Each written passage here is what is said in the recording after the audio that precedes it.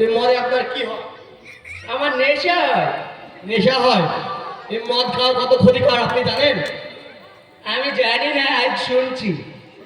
আপনি শুনছেন এই মদ খেলে আপনার ক্যান্সার হয়, আপনার ফুসফুসে নষ্ট হয়ে যায়, এতে আপনার পঙ্গু হয়ে যাওয়ার চান্স আছে, আপনি জানেন? না তো, শুনছি তো। আজ শুনছেন, কিন্তু আজ আমি বলছি বলে আজ শুনছেন, কিন্তু এর আগে তো শোনা দরকার আপনার। কেউ তো আমাকে বলেনি। বলেনি, আজকে শুনে নেন। আপনি যদি মদটা খান, আপনার বাড়িতে তো ছেলে মেয়ে আছে। নাই তো, আমি একাই আছি। এটা আপনি ভুল বলেন। আপনি আমার চাইতে অনেক বড়, আপনার ছেলে মেয়ে থাকবে।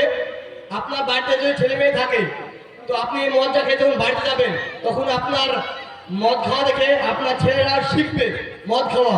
এতে কি হয়, আপনার ছেলে মেয়ে নষ্ট হয়ে যায়, এতে পড়াশোনা হয় না।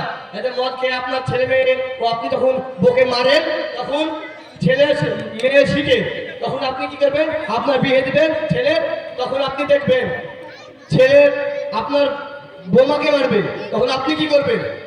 আমি কি করব? আমি ধরবো। ধরবেন? আপনি যখন মদ খাবেন, আপনি কি করে ধরবেন? বাপ বেটা মিলে যখন বসে বসে মদ খাবেন, আপনি আপনি ধরবেন? আমি তার সাথে মারতেও পারি। মারতে পারে? আপনার নিজের বৌমাকে আপনি মারবেন? মদ খাই দেখো কাকে পড়বে, আমি তো বুঝতে পারবো না। এটা কি আপনি জানেন?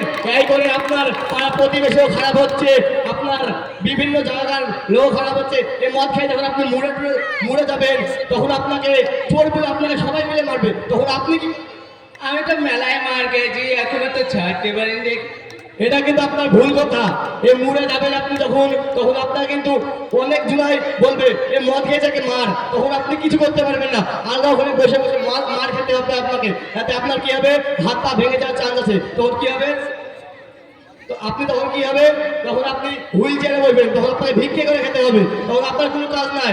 তখন আপনার কি হবে, সমাজ থেকে আপনাকে হাসবে। তাই বলছি এই সমাজকে, যারা যারা মদ খায় তাদেরকে রক্ষা করুন, আর সব সমাজকে বলে দেন এই মদ খাওয়া থেকে দূরে থাকতে। আর আজকে যে মদটা খাচ্ছে, এটা খারাপ কাজ। এতে কি হয়, ফুসফুসে নষ্ট হয়ে যায়, ক্যান্সার হয়, এতে হসপিটালে গিয়ে কি বলে এ বাঁচবে না।